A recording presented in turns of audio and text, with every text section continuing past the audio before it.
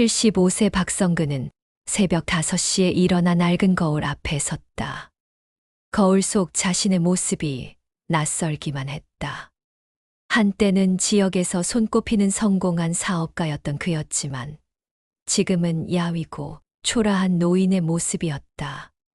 이럴 줄 알았으면 성근은 한숨을 쉬며 거실로 나갔다. 텅 빈 냉장고를 열어봤지만 달걀 3개와 김치만이 전부였다. 전기요금 고지서가 식탁 위에 놓여 있었고 연체료까지 합쳐서 18만 원이라는 숫자가 눈에 들어왔다. 모든 것이 3년 전 그 사기 사건부터 시작되었다. 40년간 운영해온 철강 업체가 하루아침에 무너졌다. 믿었던 동업자 김현수가 회사 자금 20억 원을 빼돌리고 해외로 도주한 것이다. 성근은 졸지에 거액의 빚을 떠안게 되었고 평생 모은 재산을 모두 잃었다. 아버지, 정말 이 집도 팔아야 해요? 막내 아들 박민철의 목소리가 아직도 귓가에 맴돌았다. 3년 전 그날 성근은 아들들에게 고백해야 했다. 집까지 담보로 잡혀 있어서 팔 수밖에 없다고. 아버지가 평생 일해서 모은 돈이 다 어디로 간 거예요? 큰아들 박민수의 차가운 목소리. 둘째 박민호는 아예 말도 하지 않고 그냥 나가버렸다. 그날 이후로 아들들과의 연락이 끊어졌다. 처음에는 가끔 안부 전화가 왔지만 성근이 계속 어려운 상황이라는 걸 알게 되자 연락 횟수도 줄어들었다. 성근은 현재 월세 30만 원짜리 낡은 원룸에서 혼자 살고 있었다. 국민연금으로는 생활비가 턱없이 부족했고 나이 때문에 일자리를 구하기도 어려웠다. 몇 차례 편의점이나 청소 일을 지원했지만 나이를 이유로 거절당했다. 성근이 형님, 어떻게 지내세요? 어느 날 우연히 길에서 만난 옛 동료 이정수가 반갑게 인사를 건넸다. 하지만 성근의 초라한 모습을 본 순간 표정이 급속히 굳어졌다. 아, 네. 그냥 지내고 있어요. 형님이 그때 그 사기를 당하셨다는 얘기를 들었는데 정말 안 됐어요. 그런데 지금은 뭘 하고 계세요? 별일 없이 지내고 있습니다. 이정수는 어색한 침묵을 견디지 못하고 급하게 자리를 떴다. 성근은 그런 자신이 부끄러웠다. 한때는 수백 명의 직원을 거느린 사장이었는데 이제는 사람들이 피하고 싶어 하는 존재가 되어버렸다.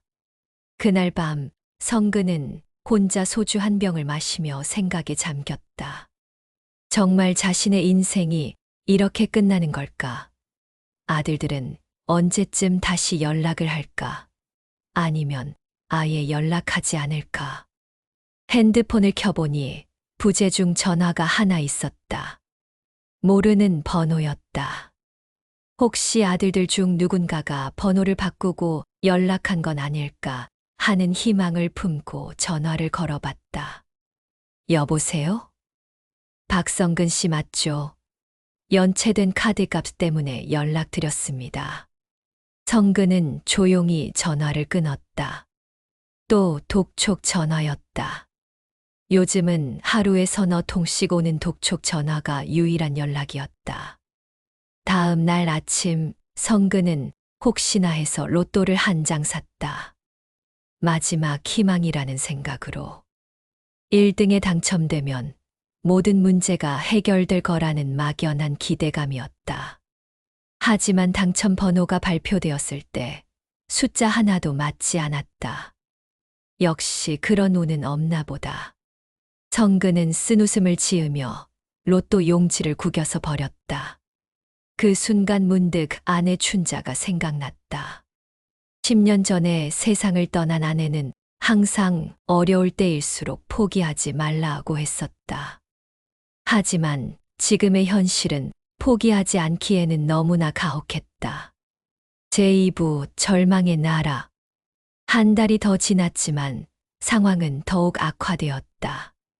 성근은 전기요금을 내지 못해 전기가 끊어졌고 수도요금도 연체되어 수도까지 끊어질 위기에 처했다. 11월의 추위가 몰아치는 가운데 전기 없는 집에서 보내는 밤은 참을 수 없이 춥고 외로웠다. 이럴 바에는 차라리 성근은 몇 번이나 극단적인 생각을 했다. 하지만 그때마다 아내의 목소리가 들리는 것 같았다. 성근이 포기하면 안 돼. 아직 할 일이 남아 있을 거야. 성근은 마지막 자존심을 버리고 아들들에게 전화를 걸어보기로 했다. 큰아들 민수에게 먼저 전화했다. 여보세요? 아버지세요. 아버지, 갑자기 왜요? 민수의 목소리는 차갑기만 했다. 민수야, 아버지가 지금 좀 어려운 상황이야. 전기도 끊기고 수도도 끊어질 것 같고. 아버지, 저희도 힘들어요. 아이들 교육비에 집 대출금까지. 도와드리고 싶지만 여유가 없어요. 그래도 내 아버지인데. 아버지가 사업 망한 건 아버지 책임이잖아요. 왜 우리까지 힘들게 하세요? 민수는 그렇게 말하고 전화를 끊어버렸다. 성근은 떨리는 손으로 둘째 민호에게도 전화했지만 받지 않았다. 막내 민철도 마찬가지였다. 그날 밤 성근은 차가운 방 안에서 담요를 뒤집어 쓰고 떨고 있었다. 배는 고프고 몸은 춥고 마음은 더욱 춥기만 했다. 한때는 아들들에게 용돈도 넉넉히 주고 손자들 학원비도 대주던 자신이었는데 내가 뭘 잘못했을까? 성근은 자신의 지난 인생을 돌아봤다. 성실하게 일했고 직원들에게도 좋은 사장이었다고 생각했다. 사회에 기부도 많이 했고 어려운 이웃들도 도왔다. 그런데 왜 이런 시련이 닥친 걸까? 다음 날 아침 성근은 마지막 남은 현금 2만 원을 들고 편의점에 갔다. 컵라면과 김밥 하나를 사려고 했는데 계산대 앞에서 어떤 중년 남성이 로또를 10장이나 사는 것을 보았다. 이번 주는 꼭 될 것 같아요. 꿈에서 숫자가 나왔거든요. 그 남자의 말을 들으며 성근도 마지막 희망을 걸어보고 싶었다. 2만 원으로 로또 20장을 살까 고민했지만 결국 컵라면을 택했다. 배가 너무 고팠기 때문이다. 집으로 돌아가는 길에 성근은 공원 벤치에 앉아있는 노숙자들을 보았다. 더러운 옷을 입고 추위에 떨고 있는 그들의 모습이 남의 일 같지 않았다. 혹시 자신도 곧 저렇게 될까봐 두려웠다. 아저씨, 담배 하나만 주세요. 한 노숙자가 성근에게 다가와 말했다. 성근은 담배를 피우지 않았지만 주머니에 있던 1,000원짜리 몇 장을 그에게 건넸다. 고맙습니다. 아저씨도 조심하세요. 요즘 세상이 각박해서. 노숙자의 말이 마음에 와 닿았다. 정말 세상이 각박해졌다. 가족도 돈이 없으면 외면하는 세상이었다. 그날 저녁 성근은 컵라면을 끓여 먹으면서 창밖을 바라봤다. 다른 집들은 모두 불이 켜져 있고 가족들이 함께 저녁을 먹는 모습이 보였다. 예전에는 자신도 그런 평범한 행복을 당연하게 생각했는데 밤이 깊어지자 성근은 담요를 더 두껍게 덮고 잠자리에 들려고 했다. 그런데 갑자기 현관문을 두드리는 소리가 들렸다. 혹시 아들들 중 누군가가 찾아온 걸까? 성근은 급하게 일어나 문을 열었다. 박성근 씨 계신가요? 문 앞에는 정장을 입은 두 남자가 서 있었다. 누구시죠? 신용회수 업체에서 나왔습니다.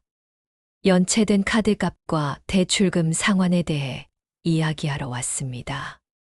성근의 얼굴이 창백해졌다. 그들은 집안을 둘러보며 변제할 수 있는 물건이 있는지 확인했다. 하지만 낡은 가전제품 몇 개와 기본적인 생활용품 외에는 변제할 만한 물건이 없었다. 다음 주까지 일부라도 상환하지 않으면 법적 조치를 취하겠습니다. 그들이 떠난 후 성근은 바닥에 주저앉았다. 정말 막다른 길에 다다른 것 같았다. 이제 정말 거리로 나앉게 될 것 같았다. 제3부 도박의 유혹. 며칠 후 성근은 마지막 남은 현금 5만 원을 들고 집을 나섰다. 더 이상 버틸 수 없는 상황이었다. 수도마저 끊어져서 물도 제대로 마실 수 없었다. 그런데 길을 걷다가 우연히 파워볼 1등 당첨자 배출이라는 현수막이 걸린 복권방을 발견했다. 성근은 잠시 멈춰서서 그 현수막을 바라봤다. 파워볼이라는 게 있다는 건 알고 있었지만 한 번도 해본 적은 없었다. 하지만 지금 상황에서는 한 번쯤 시도해볼 만했다. 어서 오세요. 뭘 도와드릴까요? 복권방 사장이 친절하게 인사했다. 파워볼은 어떻게 하는 건가요? 아, 처음이세요? 간단해요. 숫자를 선택하시면 되고 1등에 당첨되면 억대 상금을 받을 수 있어요. 최근에 여기서 5억 원 당첨자가 나왔거든요. 성근은 설명을 들으며 마음이 흔들렸다. 5억 원이면 모든 빚을 갚고도 남을 것이다. 아들들에게도 다시 인정받을 수 있을 것이다. 한 게임에 얼마인가요? 1,000원이에요. 부담 없으시죠? 성근은 5만 원으로 50게임을 샀다. 집에 돌아와서 추첨을 기다리는 동안 가슴이 두근거렸다. 만약에 당첨된다면 그런 상상만으로도 가슴이 벅찼다. 하지만 결과는 참혹했다. 50게임 모두 꽝이었다. 성근은 마지막 5만 원마저 날려버린 것이다. 이제 정말 한 푼도 없었다. 이런 바보 같은 짓을. 성근은 자책했지만 이미 늦었다. 다음 날부터 성근은 아무것도 먹지 못했다. 물만 마시며 버텼지만 배고픔이 극에 달했다. 그런데 며칠 후 놀라운 일이 일어났다. 복권방 사장이 전화를 걸어온 것이다. 성근 씨, 혹시 파워볼 더 해보실 생각 없으세요? 요즘 당첨 확률이 높아졌어요. 돈이 없어서요. 아, 그럼 저희가 먼저 빌려드릴게요. 당첨되면 그때 갚으시면 되고요. 어떠세요? 성근은 망설였다. 하지만 다른 대안이 없었다. 결국 10만 원을 빌려서 다시 파워볼을 샀다. 하지만 또 다시 모두 꽝이었다. 다음에는 꼭 될 거예요. 한 번 더 해보세요. 복권방 사장의 꿰매 넘어가 성근은 계속 돈을 빌렸다. 20만 원, 50만 원, 100만 원. 빚은 눈덩이처럼 불어났지만 당첨은 되지 않았다. 한 달 후 성근이 진 빚은 300만 원에 달했다. 복권방 사장의 태도도 달라져서 이제는 독촉을 시작했다. 성근 씨, 언제 돈 갚을 거예요? 이자까지 합치면 400만 원인데요. 조금만 더 기다려 주세요. 곧 갚겠습니다. 하지만 성근에게는 돈을 갚을 방법이 전혀 없었다. 결국 복권방에서 온 사람들이 집까지 찾아와서 협박하기 시작했다. 돈 없으면 몸으로라도 갚으셔야죠. 공사장에서 막일이라도 하세요. 75세의 나이에 공사장에서 막일을 한다는 것은 거의 불가능했다. 하지만 성근은 선택의 여지가 없었다. 하루 5만 원을 받는 건설 현장에서 자비를 시작했다. 첫날부터 성근의 몸은 견디기 힘들었다. 무거운 짐을 나르고 청소를 하는 일이 70대 중반의 몸에는 너무나 가혹했다. 하루 종일 일하고 나면 온몸이 쑤시고 아팠다. 할아버지, 괜찮으세요? 너무 무리하시는 것 같은데. 함께 일하는 젊은 인부가 걱정스럽게 말했다. 괜찮아. 아직 늙지 않았어. 성근은 억지로 웃으며 대답했지만 속으로는 자신의 처지가 비참하기만 했다. 한때는 수백 명의 직원을 거느린 사장이었는데 이제는 나이 어린 인부들과 함께 마기를 하고 있었다. 한 달간 일해서 번 돈 150만 원을 복권방에 갚았지만 이자 때문에 빚은 줄어들지 않았다. 오히려 더 늘어났다. 성근은 절망에 빠졌다. 이런 식으로는 평생 일해도 빚을 갚을 수 없을 것 같았다. 그런 어느 날 밤, 성근은 차가운 방 안에서 혼자 울고 있었다. 몸은 아프고 마음은 더 아팠다. 정말로 이대로 인생이 끝나는 건가? 아들들의 얼굴도 보지 못하고 쓸쓸하게 죽어야 하는 건가? 춘자야, 어떻게 해야 할까? 정말 모르겠어. 성근은 돌아가신 아내에게 중얼거렸다. 그때 갑자기 바람이 불더니 창문이 살짝 열렸다. 차가운 바람이 들어왔지만 이상하게도 마음이 조금 편해지는 것 같았다. 제4부 거리로 내몰리다. 결국 성근이 가장 두려워했던 일이 벌어졌다. 월세를 3개월째 못 내자 집주인이 강제 퇴거를 통보한 것이다. 성근 씨, 더 이상은 안 됩니다. 다른 세입자 구해야 해요. 집주인은 냉정했다. 성근이 사정해봤지만 소용없었다. 결국 성근은 자신의 몇 안 되는 짐을 챙겨서 집을 나와야 했다. 이제 어디로 가지? 성근은 짐을 담은 낡은 가방 하나를 들고 거리에 서 있었다. 11월의 추위가 매섭게 몰아쳤다. 갈 곳이 없었다. 찜질방도 돈이 없어서 갈 수 없었고 아들들에게 연락하기에는 자존심이 허락하지 않았다. 성근은 결국 24시간 카페로 향했다. 최소한 추위는 피할 수 있을 것이라고 생각했다. 하지만 카페에서도 계속 있을 수는 없었다. 직원이 주문하지 않는 손님에게 나가달라고 했다.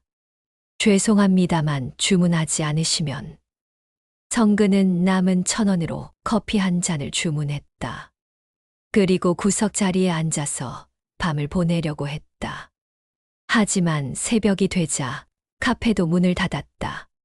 거리로 나선 성근은 추위에 떨며 걸었다.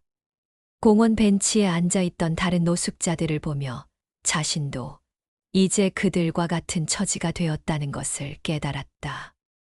아저씨, 처음 보는 얼굴인데 어떻게 된 거예요? 한 노숙자가 성근에게 말을 걸었다. 집을 잃었어요. 그렇구나. 여기서 밤 보내려면 신문지나 박스가 있어야 해요. 추위가 장난이 아니거든요. 노숙자는 친절하게 박스 몇 개를 나누어 주었다. 성근은 평생 처음으로 거리에서 밤을 보내게 되었다. 박스를 깔고 누웠지만 추위 때문에 잠을 잘 수가 없었다. 온몸이 떨리고 바닥에 차가운 기운이 올라왔다. 지나가는 사람들의 시선도 따가웠다. 모두들 성근을 불쌍하거나 혐오스러운 눈으로 바라봤다. 이렇게 될 줄 알았으면. 성근은 후회했지만 이미 늦었다. 새벽 4시쯤 되어서야 조금 잠이 들었지만 6시에 청소차 소리에 깨어났다. 몸은 뻣뻣하고 머리는 어지러웠다. 공중 화장실에서 세수를 하고 나니 거울 속 자신의 모습이 말이 아니었다. 머리는 헝클어져 있고 얼굴은 수척해져서 완전히 노숙자 같았다. 아침이 되자 성근은 일자리를 찾아 나섰다. 하지만 지금의 몰골로는 어떤 곳에서도 받아주지 않았다. 며칠 씻지 못한 옷에서는 냄새가 났고 수염도 덥수룩했다. 저기요, 청소 일이라도 할 수 있어요. 아저씨, 죄송하지만 안 됩니다. 몇 곳을 다녀봤지만 모두 거절당했다. 나이도 나이지만 지금의 외모로는 어디서도 일할 수 없었다. 점심때가 되자 배가 고파서 견딜 수 없었다. 성근은 처음으로 길거리에서 동냥을 해야 하는 상황에 놓였다. 하지만 자존심이 허락하지 않았다. 한때는 남에게 도움을 주던 사람이었는데 결국 성근은 교회 급식소를 찾아갔다. 무료로 밥을 주는 곳이 있다는 얘기를 들었기 때문이다. 하지만 급식소에도 많은 사람들이 줄을 서 있었고 모두 자신과 비슷한 처지의 사람들이었다. 처음 오신 분이네요. 어떻게 된 거예요? 급식소 자원봉사자가 친절하게 물었다. 집을 잃었습니다. 힘드셨겠어요. 천천히 드세요. 따뜻한 밥과 국, 반찬이 나왔다. 성근은 며칠 만에 제대로 된 식사를 했다. 눈물이 날 것 같았다. 이런 도움을 받아야 하는 자신의 처지가 비참했지만 한편으로는 고마웠다. 식사 후 성근은 다시 거리로 나왔다. 하루 종일 갈 곳 없이 배회하다가 밤이 되면 공원 벤치에서 잠을 자는 일상이 시작되었다. 일주일이 지나자 성근의 몸과 마음은 한계에 달했다. 제대로 씻지도 못하고 잠도 제대로 자지 못해서 건강이 급속히 나빠졌다. 기침도 나기 시작했고 몸에 힘이 없었다. 정말로 이대로 죽는 건가? 성근은 절망에 빠졌다. 아들들은 자신이 이런 상황에 있는지도 모를 것이다. 설마 자신의 아버지가 거리에서 노숙을 하고 있다고는 상상도 못할 것이다. 어느 날 밤, 성근은 공원 벤치에서 심한 기침을 하며 열을 내고 있었다. 감기가 폐렴으로 발전하는 것 같았다. 병원에 가야 했지만 돈이 없어서 갈 수 없었다. 아저씨 괜찮으세요? 너무 심하게 기침하시는데. 옆에서 자고 있던 다른 노숙자가 걱정스럽게 물었다. 괜찮아요. 괜찮아. 하지만 성근의 상태는 전혀 괜찮지 않았다. 의식이 흐려지고 몸에 힘이 빠져나갔다. 정말로 이대로 죽을 수도 있겠다는 생각이 들었다. 그때 성근의 머릿속에 아내의 목소리가 들렸다. 성근이 아직 포기하면 안 돼. 하늘이 도와줄 거야. 제5부 예수의 형사. 성근이 공원 벤치에서 의식을 잃고 쓰러진 지 몇 시간 후 새벽 순찰을 돌던 경찰관이 그를 발견했다. 여기 의식 잃은 사람 있습니다. 응급실로 이송 요청합니다. 성근은 응급차에 실려 근처 종합병원으로 이송되었다. 폐렴이 심각한 상태였고 영양실조와 탈수 증상도 있었다. 의사는 조금만 늦었다면 위험했을 거라고 했다. 보호자가 있나요? 간호사의 질문에 성근은 대답할 수 없었다. 아들들의 번호는 알고 있지만 연락하고 싶지 않았다. 이런 모습을 보여주기가 너무 부끄러웠다. 성근은 일주일간 병원에 입원했다.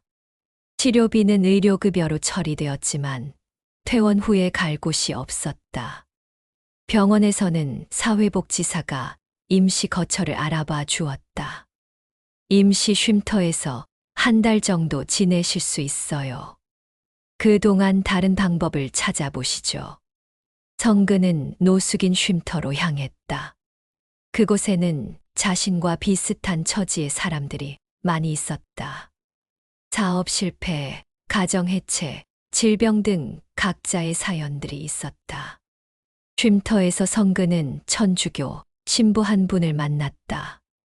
김요한 신부라는 분이었는데 정기적으로 쉼터를 방문해서 상담과 도움을 주고 있었다.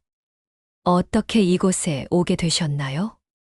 김 신부의 따뜻한 질문에 성근은 자신의 이야기를 털어놓았다. 사업 실패, 사기 피해, 가족과의 단절, 도박으로 인한 추가 손실까지. 참 많이 힘드셨겠어요. 하지만 하느님은 당신을 포기하지 않으셨습니다. 그래서 지금도 살아계시는 거예요. 김 신부의 말에 성근은 씁쓸하게 웃었다. 신부님, 하느님이 정말 계시다면 왜 이런 일이 일어났을까요? 평생 성실하게 살았는데. 때로는 고난이 우리를 더 큰 은혜로 이끄는 길일 수 있습니다. 포기하지 마세요. 그날 밤 성근은 쉼터 침대에 누워 천장을 바라보며 생각에 잠겼다. 정말로 하느님이 계실까? 그렇다면 왜 이런 시련을 주는 걸까? 며칠 후 김 신부는 성근에게 특별한 제안을 했다. 성근 씨, 우리 교회에서 야간 경비 일을 해보시겠어요? 월급은 많지 않지만 숙식은 해결됩니다. 성근은 잠시 망설였다. 자신은 불교도였고 천주교에 대해서는 잘 몰랐다. 하지만 지금 상황에서는 선택의 여지가 없었다. 감사합니다. 꼭 열심히 하겠습니다.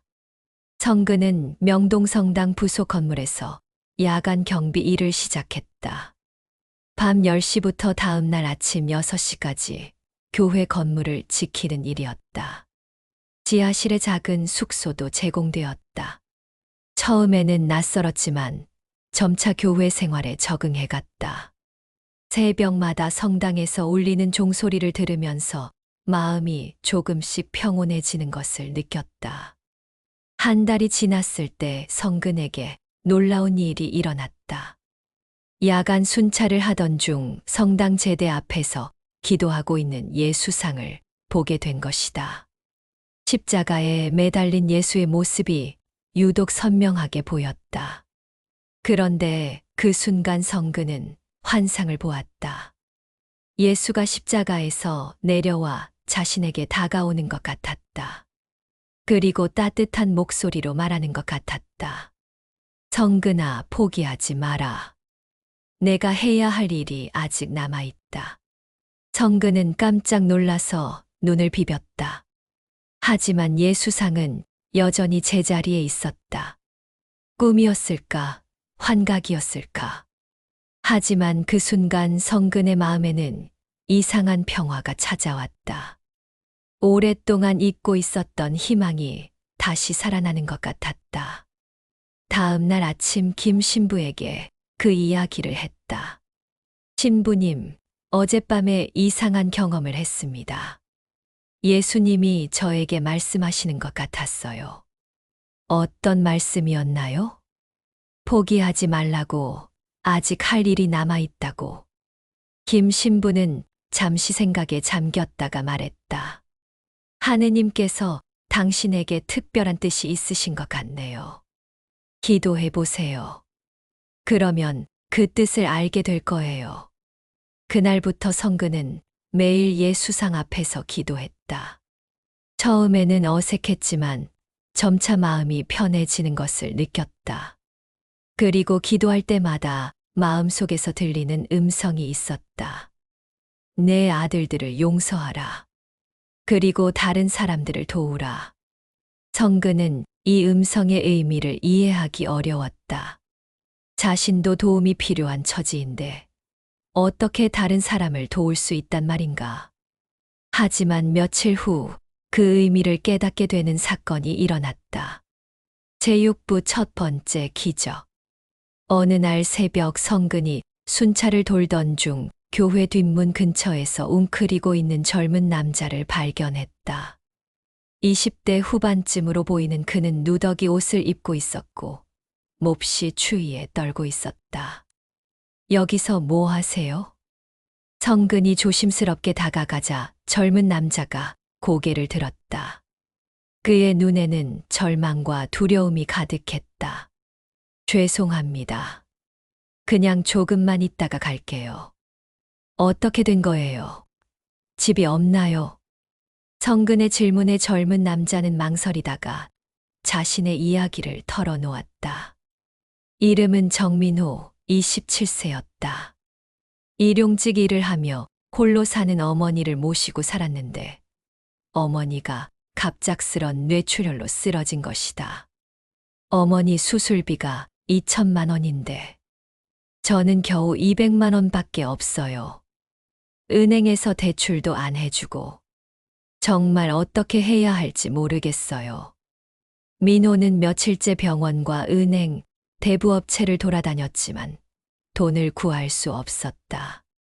절망에 빠진 그는 어머니를 두고 자살까지 생각했다고 했다. 성근은 민호의 이야기를 들으며 자신의 과거를 떠올렸다. 자신도 아들들이 어려울 때 도와주지 못한 채 멀어져 버렸다. 이 젊은이는 어머니를 위해 필사적으로 노력하고 있는데 병원이 어디예요? 성모병원인데. 왜요? 성근은 잠시 생각에 잠겼다. 자신에게는 4개월간 모은 돈 150만 원이 있었다. 많지는 않지만 무언가 도움이 될 수 있을 것이다. 일단 들어와요. 감기 걸려요.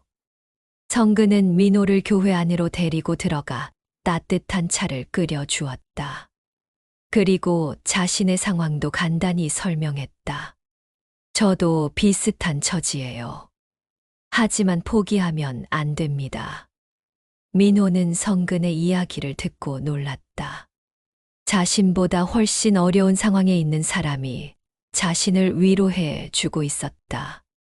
다음 날 아침 성근은 김 신부에게 민호의 상황을 설명했다. 신부님, 이 젊은이를 도와줄 방법이 없을까요? 김 신부는 민호와 직접 대화한 후 교회 차원에서 도움을 주기로 했다. 신자들에게 사정을 설명하고 모금을 시작한 것이다. 하지만 2천만 원은 큰 돈이라 시간이 걸릴 거예요. 그런데 놀라운 일이 일어났다. 모금 소식을 들은 한 독지가가 익명으로 2천만 원 전액을 기부한 것이다. 그 독지가는 하느님의 뜻이라는 메모만 남기고 사라졌다. 이건 정말 기적이에요. 민호는 눈물을 흘리며 감격했다. 어머니의 수술이 무사히 진행될 수 있게 된 것이다. 할아버지 덕분이에요. 할아버지가 저를 도와주지 않았다면. 민호는 성근에게 깊이 감사했다. 하지만 성근은 자신이 한 일이 별것 아니라고 생각했다. 그저 따뜻한 차 한 잔과 위로의 말 몇 마디를 해준 것뿐이었다. 하지만 김 신부는 달리 생각했다. 성근 씨가 민호 씨에게 희망을 주었기 때문에 이런 기적이 일어난 거예요. 하느님이 성근 씨를 통해 일하신 거죠. 그날 밤 성근은 다시 예수상 앞에서 기도했다. 그리고 또다시 음성을 들었다. 잘했다, 성근아. 이것이 시작이다. 성근은 이제 자신이 해야 할 일이 무엇인지 조금씩 깨닫기 시작했다. 자신과 같은 어려움에 처한 사람들을 도우라는 것이었다. 민호의 어머니 수술은 성공적이었다. 회복도 빨라서 일주일 후에는 의식을 되찾았다. 민호는 성근에게 어머니를 소개해 주었다. 어머니, 이분이 저희를 도와주신 할아버지예요. 정말 감사합니다. 아들이 할아버지 덕분에 살았다고 하더라고요. 민호의 어머니는 성근의 손을 잡고 눈물을 흘렸다. 성근도 마음이 뭉클했다. 오랜만에 누군가에게 진심 어린 감사를 받는 기분이었다. 며칠 후 민호는 새로운 소식을 가져왔다. 할아버지, 제가 좋은 직장을 구했어요. 어떤 기업에서 저희 사정을 듣고 정규직으로 뽑아주겠다고 하네요. 이것도 기적 같은 일이었다. 민호는 고졸 출신의 별다른 기술이 없어서 일용직만 전전했었는데 갑자기 안정적인 직장을 얻게 된 것이다. 할아버지가 저희 가족의 은인이에요. 평생 잊지 않겠습니다. 민호는 성근을 아버지처럼 따르기 시작했다. 매주 병문안을 와서 안부를 묻고 성근에게 용돈도 드리려고 했다. 하지만 성근은 거절했다. 내가 어머니 잘 모시는 것이 나에게 주는 최고의 선물이야. 성근은 민호를 보며 자신의 아들들을 생각했다. 저렇게 효성스러운 아들을 둔 민호 어머니가 부러웠다. 자신의 아들들은 언제쯤 연락을 할까? 하지만 성근은 더 이상 아들들을 원망하지 않기로 했다. 예수님의 말씀대로 용서하기로 한 것이다. 대신 더 많은 사람들을 도우는 일에 집중하기로 했다. 그런 성근에게 두 번째 기적이 기다리고 있었다. 제7부 두 번째 기적. 성근이 교회에서 일한 지 3개월이 지났을 때 또 다른 만남이 그를 기다리고 있었다. 어느 일요일 오후 미사가 끝난 후 교회 마당에서 혼자 울고 있는 중년 여성을 발견한 것이다. 50대 중반쯤으로 보이는 그 여성은 깔끔한 옷차림이었지만 표정이 무척 어두웠다. 성근은 조심스럽게 다가갔다. 괜찮으세요?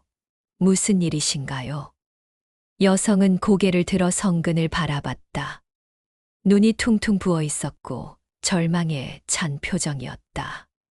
괜찮습니다. 죄송해요. 괜찮다고 하시기에는 너무 많이 우시는 것 같은데요. 제가 도울 일이 있으면 말씀하세요. 성근의 따뜻한 말에 여성은 결국 자신의 사연을 털어놓았다. 이름은 이영수, 53세였다. 남편은 3년 전에 사고로 세상을 떠났고 혼자서 고등학생 아들을 키우고 있었다. 아들이 의대에 가고 싶어 해요. 성적도 충분하고. 하지만 저는 등록금을 마련할 수가 없어요. 영숙은 남편이 죽은 후 보험금으로 생활했지만 아들의 학원비와 생활비로 거의 다 떨어져 가고 있었다. 의대 등록금은 1년에 1천만 원이 넘는데 6년간 다니려면 엄청난 돈이 필요했다. 아들에게는 아직 말 못했어요. 어떻게 말해야 할지. 꿈을 포기하라고 할 수가 없어서. 영숙은 며칠 전 은행에서 대출 거절을 통보받았다. 담보할 것도 없고 수입도 불안정해서 대출이 불가능하다는 것이었다. 그래서 오늘 기도하러 왔어요. 하느님께 기적을 달라고. 성근은 영숙의 이야기를 들으며 마음이 아팠다. 자신도 아들들을 대학에 보낼 때는 돈 걱정 없이 보냈었는데 이런 어려움이 있을 줄은 몰랐다.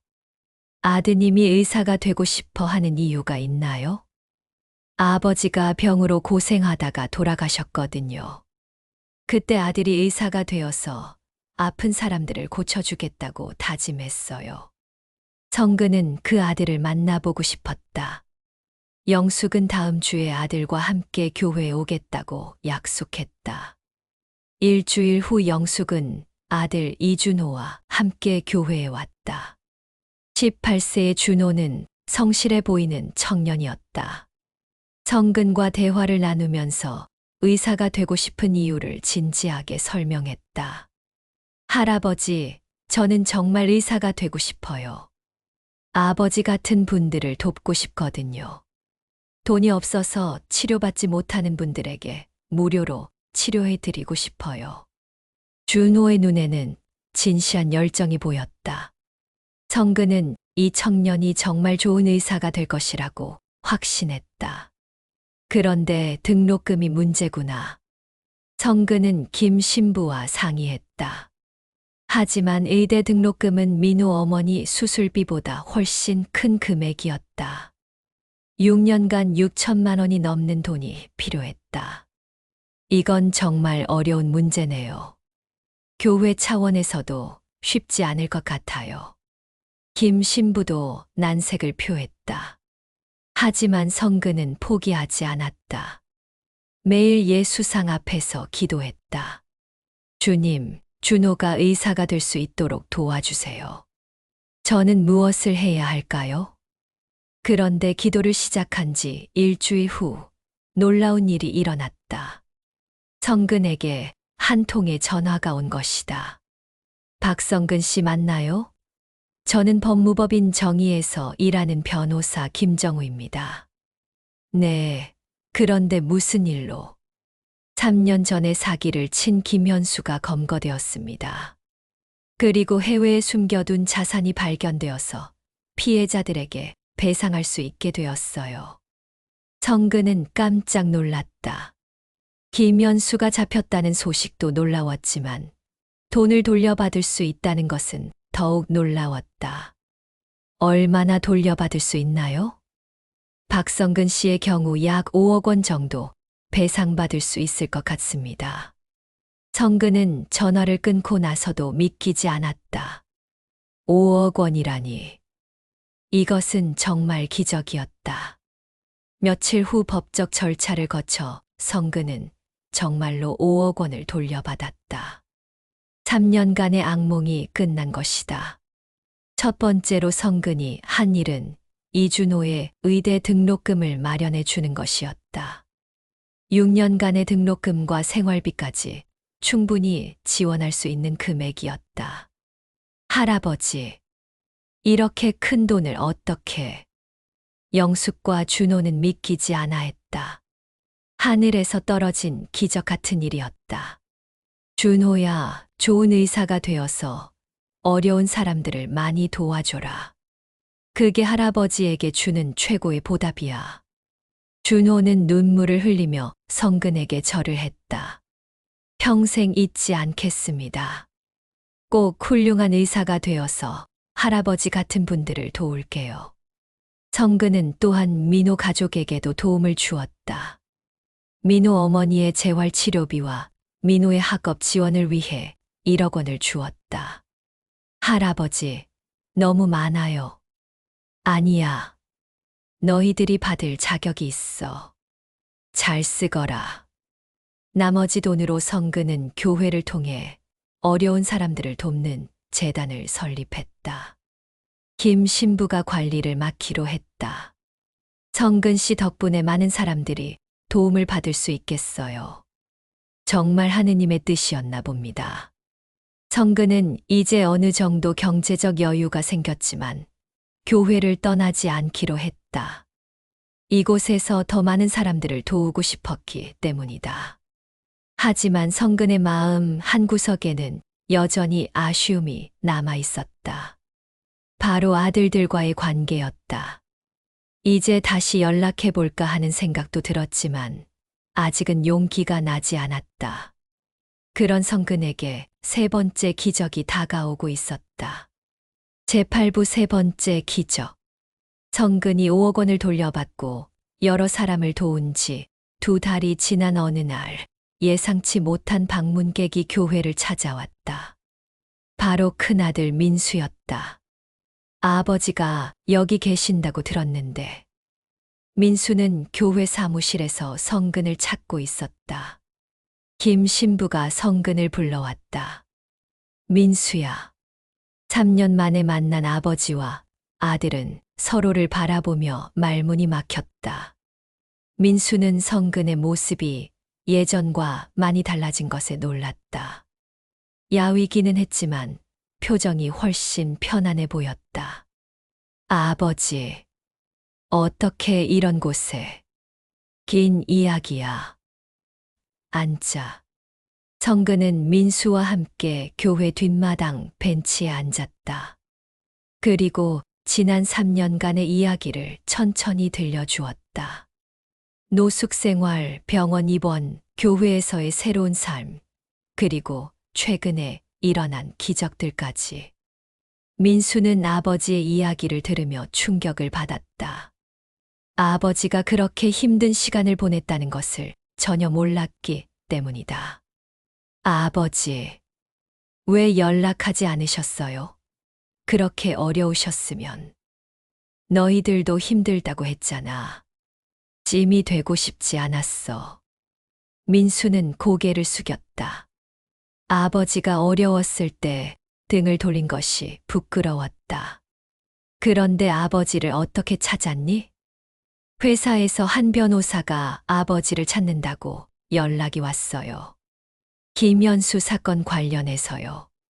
그래서 아버지가 돈을 돌려받으셨다는 것도 알게 되었고, 민수는 변호사를 통해 아버지의 근황을 대략 들었다고 했다.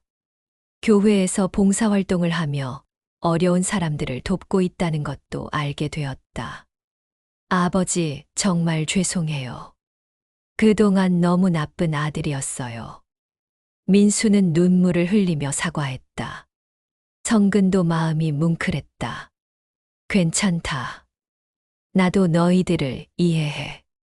갑자기 모든 걸 잃고 짐이 되었으니까. 아니에요. 저희가 잘못했어요. 아버지가 평생 저희를 위해 희생하셨는데. 민수는 이어서 동생들 이야기도 했다. 민호와 민철도 아버지를 찾고 있다고 했다. 모두 그동안의 일을 후회하고 있다는 것이었다. 아버지, 이제 다시 함께 살아요. 저희가 모셔가겠어요. 하지만 성근은 고개를 저었다. 고맙지만 나는 여기가 좋아. 해야 할 일이 있거든. 무슨 일이요?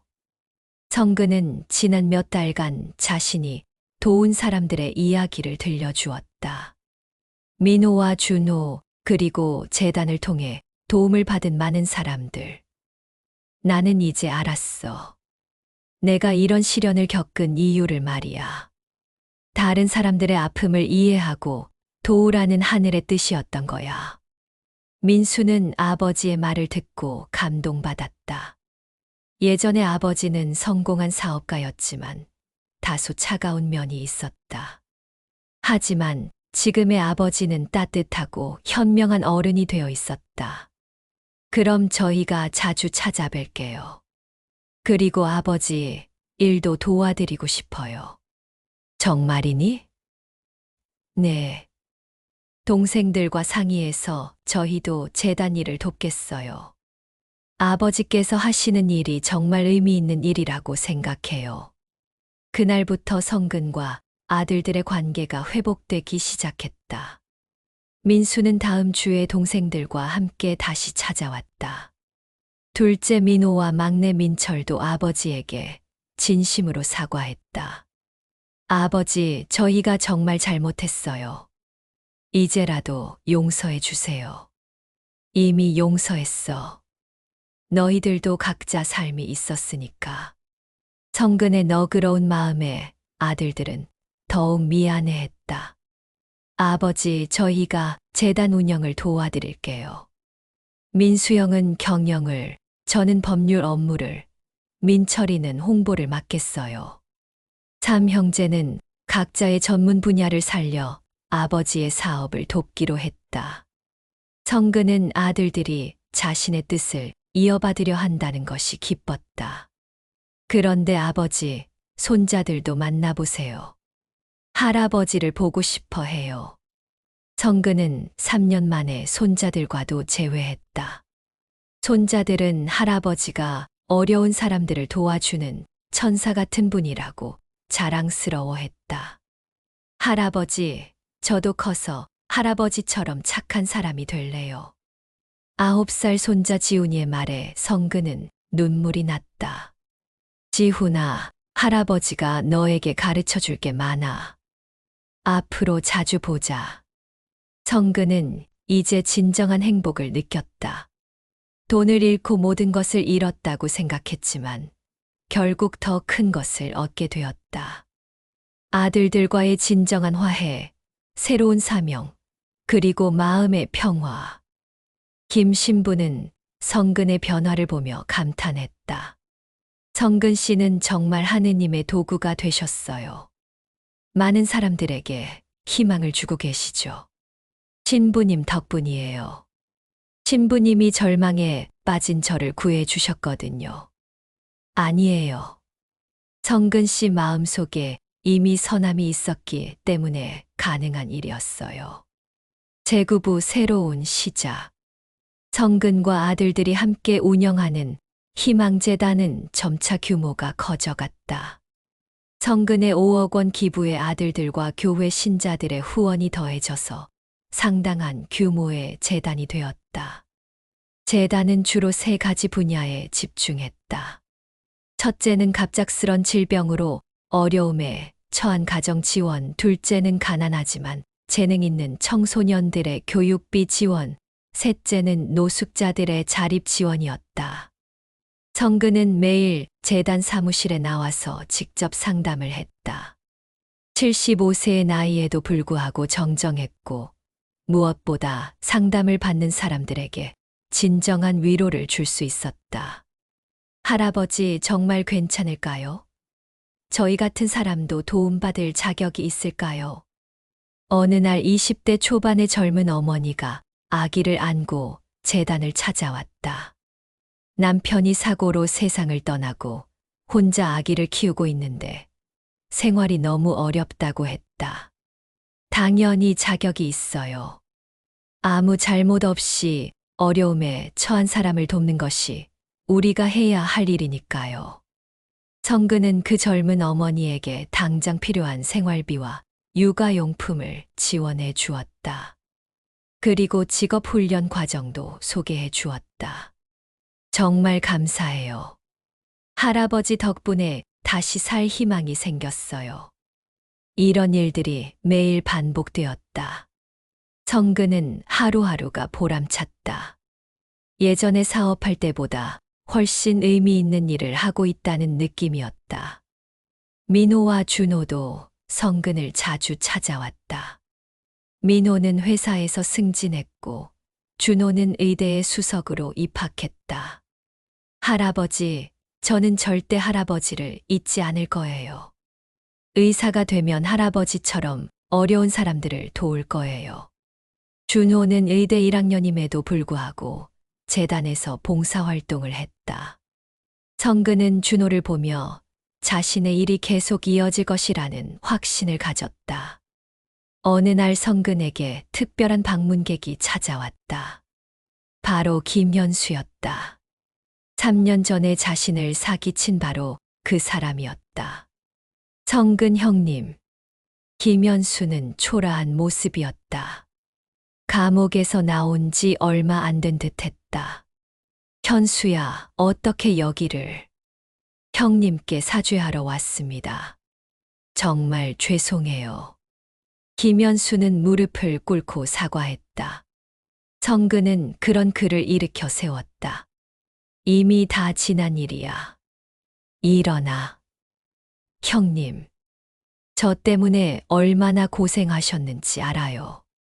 정말 죽을 죄를 지었어요. 김현수는 감옥에서 성근의 소식을 들었다고 했다. 노숙자가 되었다가 다시 일어나서 많은 사람들을 돕고 있다는 이야기를. 형님을 보니까 제가 얼마나 나쁜 인간인지 깨닫게 되네요. 현수야, 내가 안 그랬으면 나는 지금 이런 일을 하지 못했을 거야. 어떤 면에서는 고마워. 성근의 말에 김현수는 놀랐다. 어떻게 저를 용서하실 수 있어요? 용서하지 않으면 내 마음이 편하지 않아. 그리고 너도 다시 시작할 기회가 있어야지. 성근은 김현수에게도 재단에서 일할 기회를 주었다.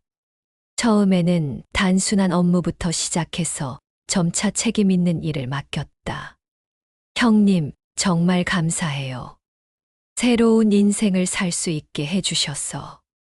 김현수는 진심으로 뉘우치고 열심히 일했다. 성근의 용서가 그를 완전히 바꾸어 놓았다. 아들들도 아버지의 결정을 지지했다. 아버지의 마음이 정말 넓으시네요. 저라면 용서하기 어려웠을 텐데. 민수야, 용서는 상대방을 위한 것이 아니라 자신을 위한 거야. 원망하고 미워하면 내 마음이 아파. 성근의 철학은 단순했다. 사랑과 용서, 그리고 나눔. 이 3가지가 진정한 행복의 비결이라고 믿었다. 그해 연말 재단은 창립 1주년 기념식을 열었다. 그동안 도움을 받은 100여 명의 사람들이 모였다. 할아버지 덕분에 제가 여기까지 올 수 있었어요. 할아버지는 저희 가족의 은인이에요. 할아버지가 아니었다면 지금의 제가 없었을 거예요. 많은 사람들이 성근에게 감사의 인사를 전했다. 성근은 그들의 밝은 얼굴을 보며 가슴이 뭉클했다. 김 신부가 축사를 했다. 성근 씨는 우리 모두에게 진정한 희망이 무엇인지 보여주셨습니다. 절망의 순간에도 포기하지 않고 어려움을 극복한 후에는 그 경험을 다른 사람들을 위해 사용하셨죠. 성근은 마이크 앞에 섰다. 저는 3년 전에 모든 것을 잃었다고 생각했습니다. 하지만 지금 생각해보니 그때 진짜 인생이 시작된 것 같아요. 돈과 명예를 잃었지만 더 소중한 것들을 얻었거든요. 성근은 잠시 멈추고 아들들을 바라봤다.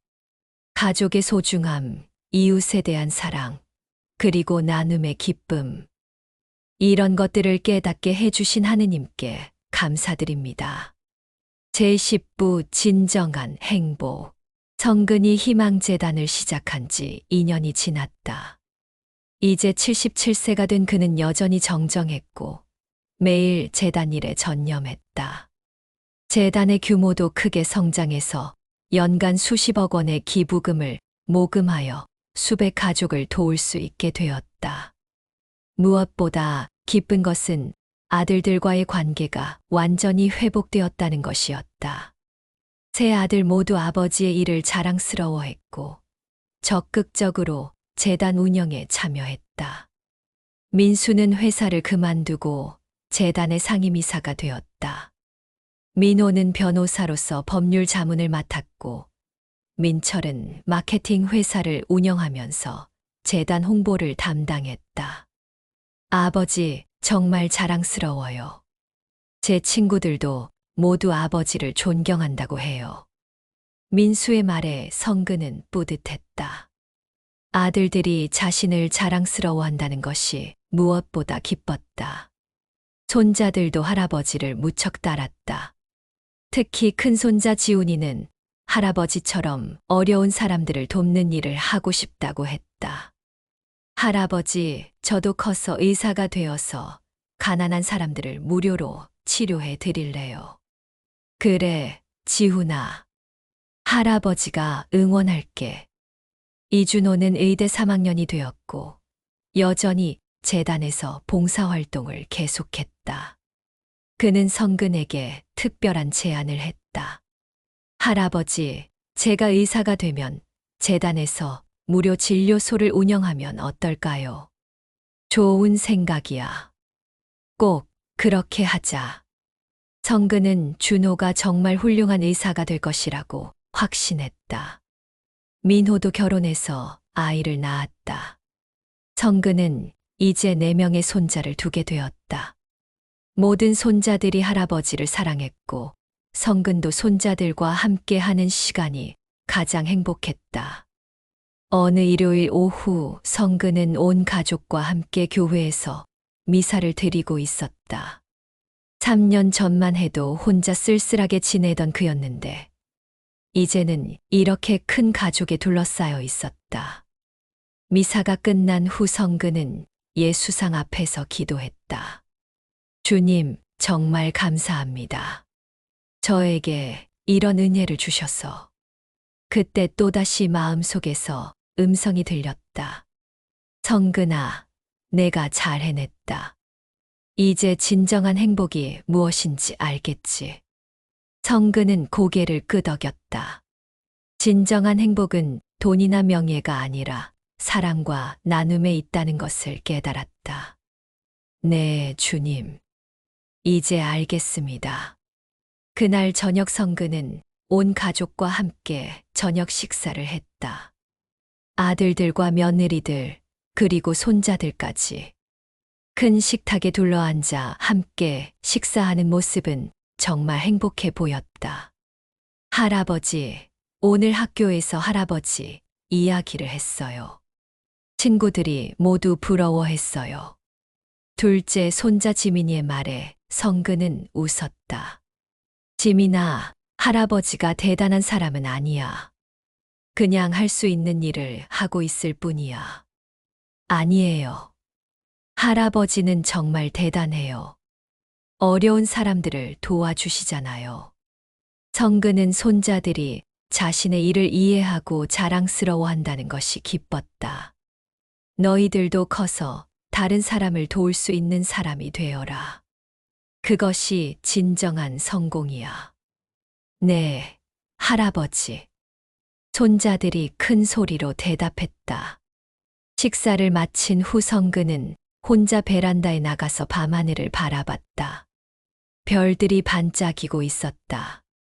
3년 전 절망에 빠져 죽고 싶었던 그 시절이 이제는 꿈만 같았다. 춘자야, 보고 있니? 우리 아들들이 모두 돌아왔어. 그리고 나는 정말 행복해. 성근은 하늘에 있을 아내에게 말했다. 아내가 살아 있었다면 지금의 모습을 얼마나 자랑스러워했을까.